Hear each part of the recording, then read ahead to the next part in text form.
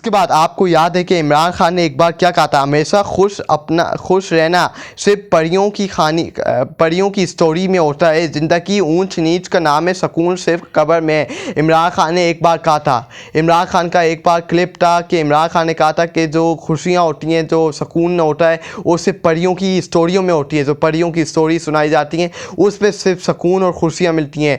ज़िंदगी के अंदर ऊंच नीच ज़िंदगी का नाम है और सिर्फ सुकून खबर के अंदर मिलता है। और ये सही बात है कि आपको ज़िंदगी में ऊंच का भी सामना करना पड़ेगा और ऊंच नीच का आपको ज़िंदगी का सामना, और यही ज़िंदगी का नाम है। खबर सिर्फ आपकी मौत के बाद आपको कब्र में जाके आपको सुकून मिल सकता है, उससे पहले सुकून नहीं मिल सकता।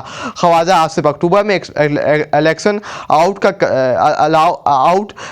आउट का इम्कान मौजूद है। इसके हमें असारे मिले थे। मेरी दुआ है कि ये लड़ाई आगे ना बढ़े, मामला इंतहाई संगीन हो सकते हैं।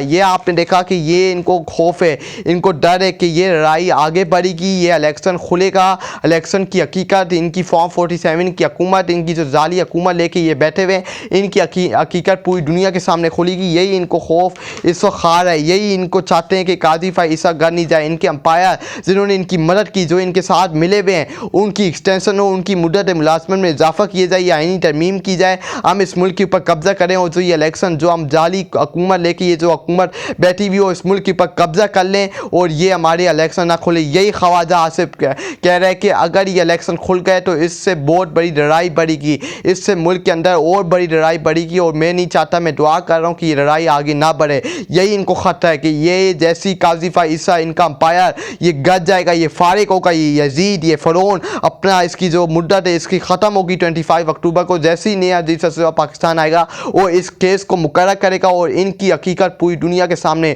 जो इन्होंने इलेक्शन में फ्रॉड किए, वो पूरी दुनिया के सामने खुल के सामने आ जाएगा, इनकी हकीकत और इनका सब कुछ।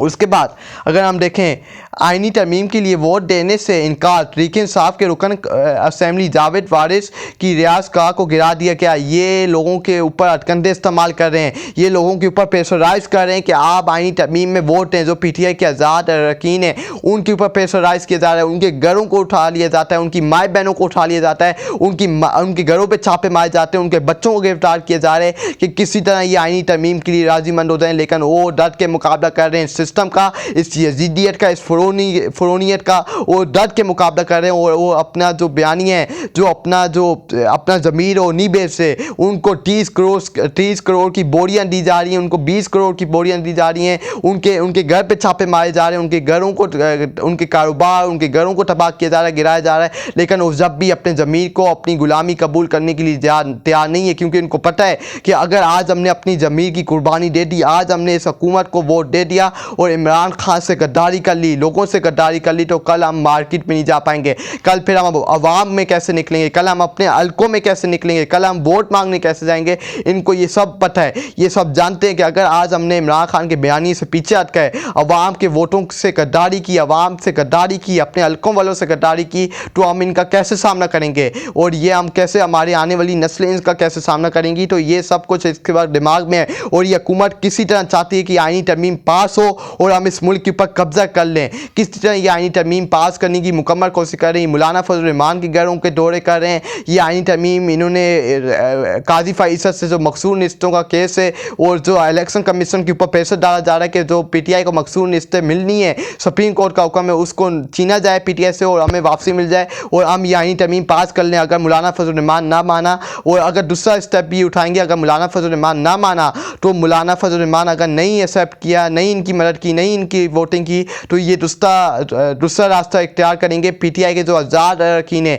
जिनको सुप्रीम कोर्ट का वाज़ेह हुक्म है कि ये PTI के जो आज़ाद अरकान हैं, ये PTI के बंदे हैं और इनको नॉमिनेटेड किया जाए, इलेक्शन कमीशन को हुक्म, लेकिन वो इसको टोइन कर रही है और सुप्रीम कोर्ट के कहनों को, उनके फैसले के ऊपर अमल दरामद नहीं कर रहे और PTI के जो आज़ाद अरकान हैं उनको इस्तेमाल करके ये आईनी तरमीम करेंगे और फिर आईनी तरमीम के बिल पास कराएंगे और इस मुल्क के ऊपर कब्जा करके बैठ जाएंगे। लेकिन ये इतना आसान नहीं है। ये अवाम आपको इस मुल्क के ऊपर कब्जा नहीं करने देगी। जो हाल बांग्लादेश में हसीना वाजिद को हुआ है, इनको मैं खबरदार करना चाहता हूँ, पूरे सिस्टम को खबरदार करना चाहता हूँ। जो हाल हसीना वाजिद का बांग्लादेश के अंदर हुआ है, इससे बदतर हाल होगा। आपको ये कौम भागने नहीं देगी, आप भागने की कोशिश करेंगे लेकिन ये कौम आपको भागने नहीं देगी। नज़म सेठी, सारी लड़ाई इस बात की है कि इस मुल्क को पिछले 70 सालों से लूटने वाला माफिया रोज़गार हो जाएगा। माफिया रोज़गार हो जाएगा। ये मुल्क तरक्की करने लगेगा। सीधी और सादा बात है कि इमरान खान से पाकिस्तान की कामयाबी चाहता और माफिया कहता है खुद भी खाओ हमें भी खाने दो। इमरान खान के होते ये मुमकिन नहीं। नज़म सेठी ने कहा कि ये माफिया चाहता है कि इमरान खान को किसी तरह ख़त्म किया जाए, उसको ख़त्म, क्योंकि उसके होते हुए ये मुमकिन नहीं है कि हम इस मुल्क को खाएँ, इस मुल्क के ऊपर कब्जा करके बैठे, क्योंकि इस वक्त ये मुमकिन नहीं है। इमरान खान ये नहीं चाहता।